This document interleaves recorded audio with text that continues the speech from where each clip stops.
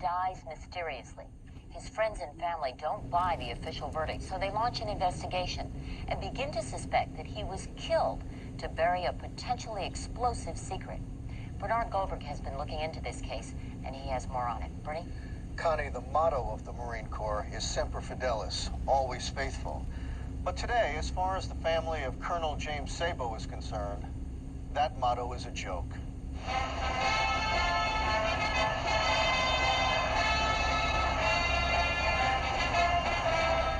Colonel James Sabow was the kind of Marine you'd find on a recruiting poster.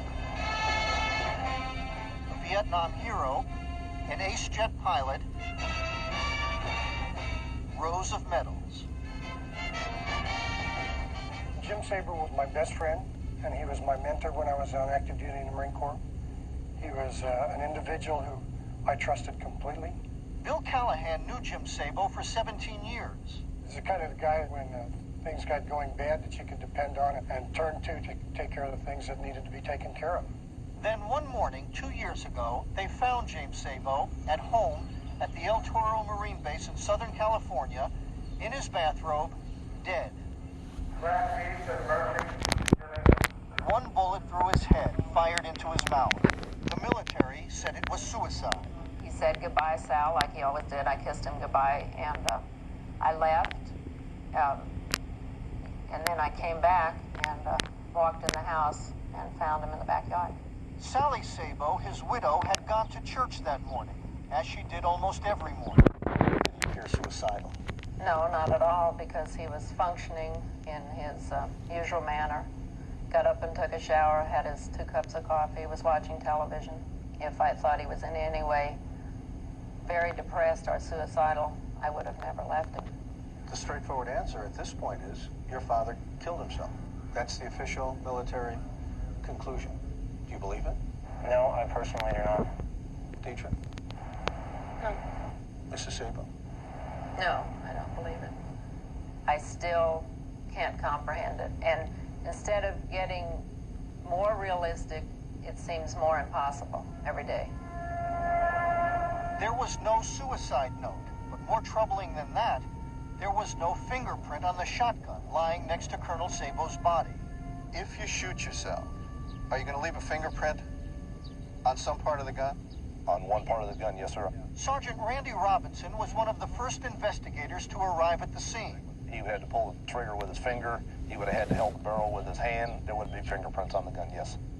But military investigators from the Navy and the Marines said there's a reason Colonel Sabow's fingerprints were not on the gun. The heat from the shotgun blast, they said, melted them away. Utter BS. Utter BS.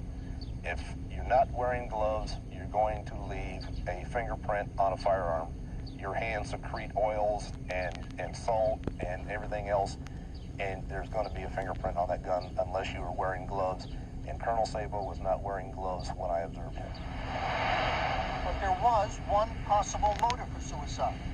Colonel James Sabow, the Marine Corps straight-as-an-arrow hero, was under investigation for using a military airplane to haul personal items to his son in Washington State.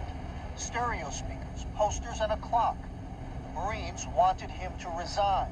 If all of the naval aviators in the Navy and the Marine Corps were put to the same standards as Colonel Sabow was, probably 92% of those would be charged with the same offense. That's how common it is? Very common. Very common.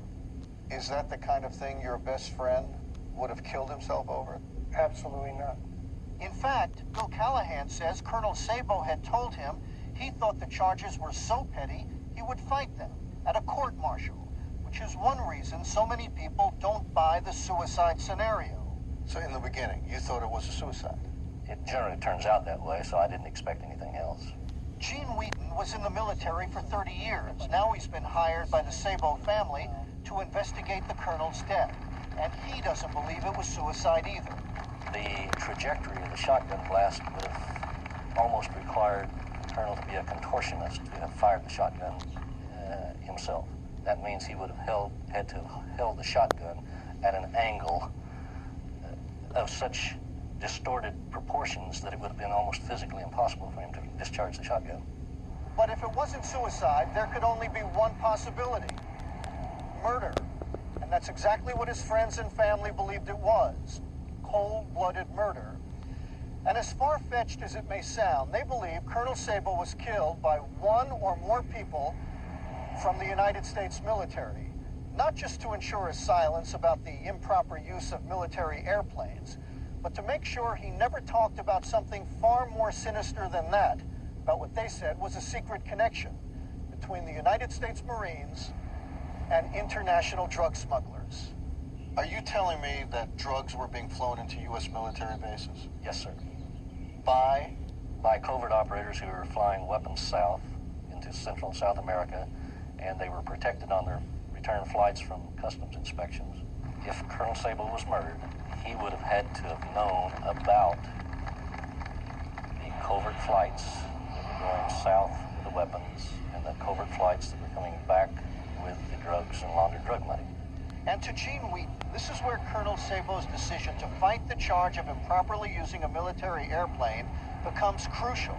He was going to demand a court-martial which would publicly bring out the total covert operations that were going on in the military. So what you're saying is that somebody was afraid that if he went to court-martial, information would come out that there were drugs being brought up from Central and South America into the United States via military air bases. And in order to shut him up, somebody killed him. That's what you're saying. I'm saying if we prove a murder case, that's exactly it.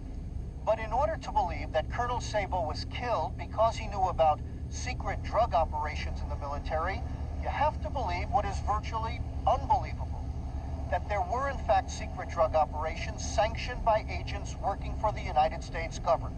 Sound crazy? You're a pilot. Right. Well, that's exactly what this man, Tosh Plumlee, says happened. He's a former Army captain who says he was flying drug planes into this country as a civilian, performing covert operations for the CIA and other government agencies. And you were flying planes from Central America into the San Diego area, as well as the southern Florida area, as well as New Orleans area. Did you ever fly into a military base? I flew into 3 separate military bases that I recall. One was Homestead Air Force Base. This was with 1,200 kilos of cocaine. The other one was Laguna, which was a drop.